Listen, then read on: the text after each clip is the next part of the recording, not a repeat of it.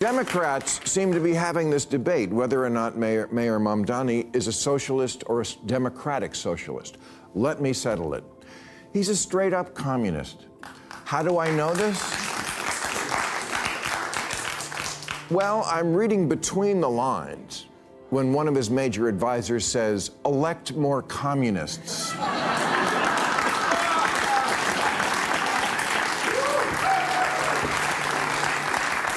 Which is fine. It's fine. It's a belief system. He's allowed to believe it, and people are allowed to vote for it. But if liberals deny it, like he's just going through a goth phase, they're going to lose more elections. This is not a communist country. If you're still looking for a New Year's resolution, here's one. Get out of your media bubble. The most frustrating thing that happens to me whenever I'm off is people I run into want me to do my job, which I'm on vacation from, privately in restaurants and at parties, and, well, the bathhouse is a separate situation. But look, I'm happy to share my opinions wherever, except for this. Everybody, left and right, is only half informed. Bill Maher is on an expose spree, ripping the curtain back on why the DNC train is derailing. This time his target is New York Mayor Zohran Mamdani. Mamdani has laid out bold plans for New York, including higher taxes and proposals involving ICE, and they didn't sit well with Maher. So the veteran comedian fired back louder and spicier. As always, hit the subscribe button if you haven't, and let's get down to business. Let me tell you about the story that liberal algorithms locked out. Her name is Sia Weaver, and if you ask anyone in the blue sky bubble who that is, they'll look at you like a turkey looking up at the rain.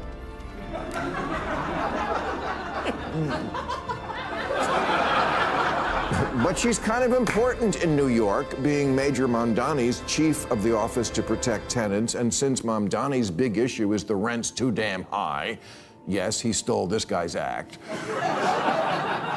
It's a very key appointment in the most important city in the country, which is also our financial center.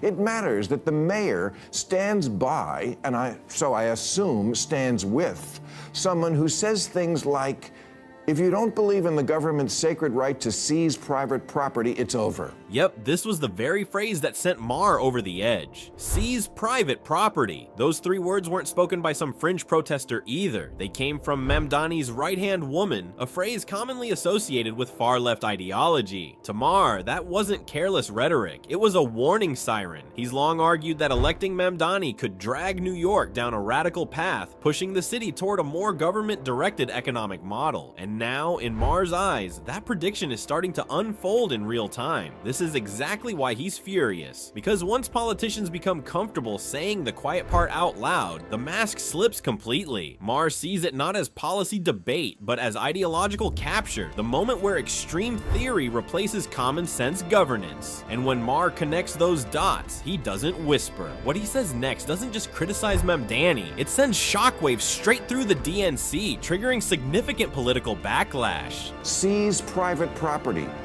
Home ownership is racist. Elect more communists. Private property, especially home ownership, is a weapon of white supremacy. Really? Even among the 20 million black Americans who own their own home? I mean, these are the kind of utterances I might forgive as something a dumb white girl said while she was at Bryn Mawr. Because it's the kind of privilege hating you can only learn for $95,000 a year.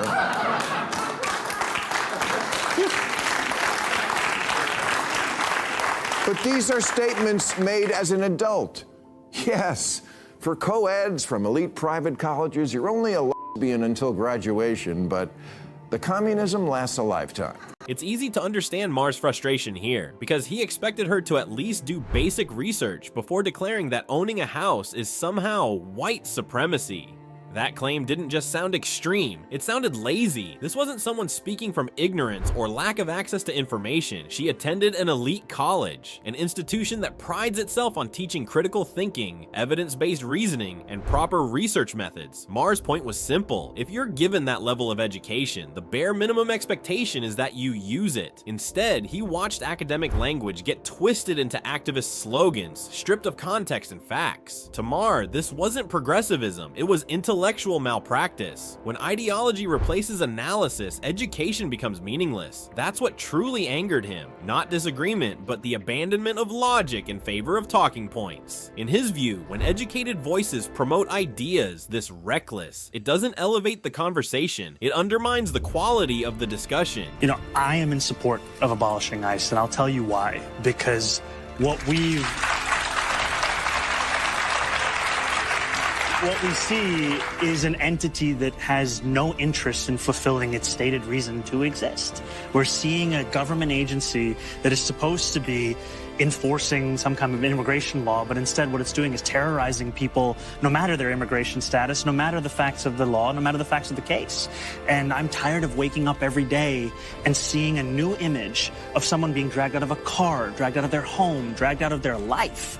What we need to see is humanity. You see how Mamdani, and to a large extent the left-leaning media, have portrayed ICE in an overly simplified and extreme way, when the reality is far more complicated. In Maher's view, the agency has been reduced to a political prop rather than discussed honestly. Time and again, headlines have accused ICE of horrific abuses, only for later investigations or court findings to walk those claims back or reveal missing context. Yet the corrections never travel as far as the outrage. That imbalance is what infuriates Maher. Nobody is arguing that ICE is flawless. The argument is that distortion has replaced truth. When enforcement agencies are portrayed as villains by default, serious policy debate dies. Everything becomes emotional theater instead of facts. To Maher, this brand of politics thrives on exaggeration, fear, and selective storytelling. And that's exactly what sets him off. Not disagreement, but the deliberate rewriting of reality to serve ideology. Democrats seem to be having this debate whether or not Maher Mamdani is a socialist or a democratic socialist. Let me settle it. He's a straight-up communist. How do I know this? Well, I'm reading between the lines when one of his major advisors says, elect more communists.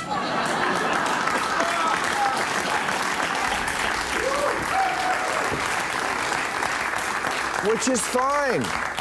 It's fine. It's a belief system. He's allowed to believe it, and people are allowed to vote for it. But if liberals deny it, like he's just going through a goth phase, they're going to lose more elections. This is not a communist country. Maher's frustration isn't really aimed at Mamdani himself. It's directed at hardline factions within the DNC who refuse to speak up against what Mamdani is doing. In Maher's view, the real problem isn't the radicals pushing extreme ideas, but the silence of the moderates who know better and say nothing. That silence, he argues, is what allows fringe politics to grow unchecked. And this isn't new. It's a familiar pattern. We saw it play out last year when mainstream liberals refused to challenge the excesses of woke culture, choosing party unity over intellectual honesty. Instead of drawing clear lines, they stayed quiet, hoping the storm would pass. Maher believes that reluctance came at a cost. Voters noticed, credibility collapsed, and the party lost touch with reality. Now he sees history repeating itself. Once again, ideological extremes are being normalized, while responsible voices within the DNC remain missing in action. And this is the pendulum never lands in the middle problem I'm always about. Really, the choices we get here are either the worst version of crony capitalism or communism, either a side deal for the Trump family every time he does business overseas, or the lady who says, impoverish the white middle class. Oh yeah, there's a great campaign slogan for you. Honestly, as New York mayoral races go, I was less creeped out by Anthony Weiner's Maher is genuinely alarmed by what he sees as Mamdani's far-left political positions. He never imagined the liberals would manage to outdo themselves, especially after fully embracing woke culture the way they did. In Maher's mind, that era already represented rock bottom. He believed the DNC couldn't possibly sink lower than the moment it prioritized slogans over substance and activism over reality. Surely, he thought, that disaster would force some self-reflection, but instead of correcting course, the party doubled down. That's what shocks him most. Maher admits he overestimated the liberals' ability or willingness to pull themselves back to the center. Rather than learning from voter backlash, party leaders continued drifting further left, normalizing ideas that once lived on the political fringe. To Maher, this isn't progress, it's ideological amnesia, and the more the party refuses to confront that truth, the more disconnected it becomes from everyday Americans. Now, listen to Mamdani as he explains one of his policy proposals. These are programs for every single New Yorker. These are not programs that are going to ask the immigration status of any one of the children. All of those children are New Yorkers. They should all be enrolled in pre-K and 3K, no matter where they were born or where they come from. And we are also proud to be a sanctuary city. What a sanctuary city means is that we have policies in place, policies that have existed for years in this city, that deny ICE agents access into schools, hospitals, city properties, or even the properties of city contractors, unless those ICE agents can present a judicial warrant signed by a judge. We know that the vast majority of the time, ICE agents are not presenting that kind of documentation. If they're presenting any documentation, it tends to be an administrative warrant, and oftentimes there isn't any documentation even provided. So you see the concern. New York could soon be facing serious immigration and homelessness crises following Mamdani's announcements. Critics argue this is a familiar story, one California has lived through for decades. Policies introduced with good intentions gradually strained public systems, overwhelmed housing markets, and stretched social services beyond capacity. Now, many fear New York is about to repeat that same experiment. Mamdani's pledge to provide free healthcare and other government benefits to everyone, regardless of immigration status, has set off alarm bells. Supporters call it compassionate governance. Opponents warn it creates powerful incentives that the city simply isn't equipped to handle. Maher's point is that New York already struggles with affordability, shelter shortages, and overburdened hospitals. Expanding eligibility could significantly accelerate those problems over time. To him, this isn't empathy versus cruelty, it's realism versus denial, and ignoring the long-term consequences, he argues, is how cities face long-term structural decline. It is the dead of winter, another snowstorm is coming, and homeless encampments are still a critical problem in Mayor Mamdani's New York. So how is the mayor going to deal with it? Political reporter Marcia Kramer took her questions to Mamdani in this story that you will see here only on CBS News New York. They are an eyesore. CBS News New York discovering homeless encampments, 2 on the Upper West Side, 2 in Hell's Kitchen, with many wondering how the new mayor will deal with the twin problems of finding a humane solution and optics that make it look like the city is out of control. This man, afraid to show his face, says he's called 311 repeatedly about the 2 encampments on West 45th Street. They take the call like they're supposed to, but nothing's really happening. How do you feel about the fact that nothing's happening?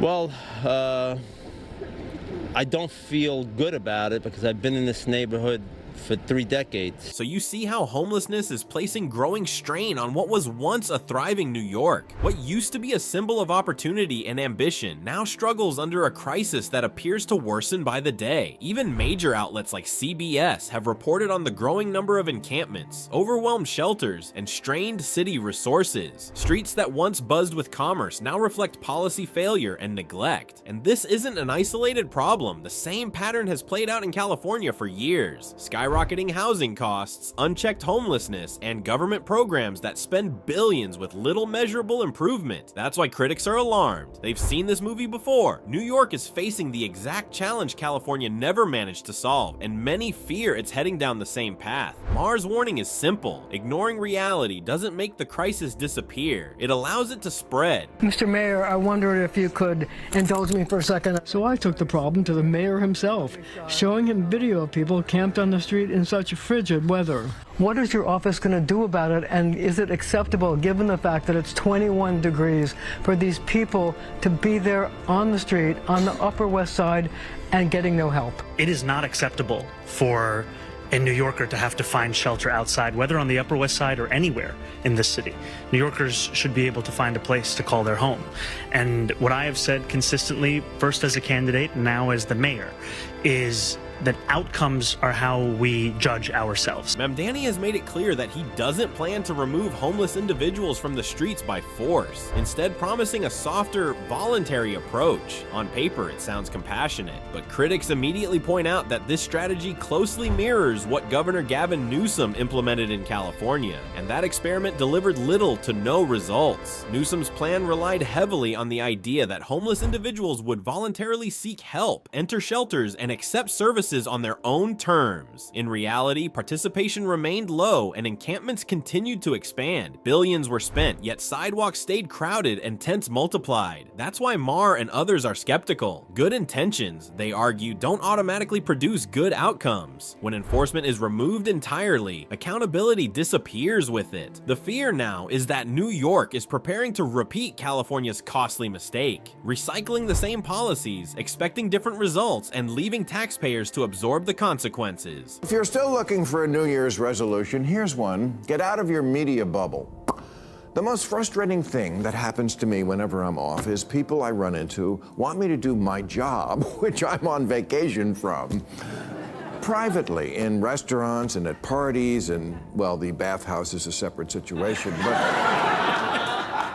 but look, I'm happy to share my opinions wherever, except for this.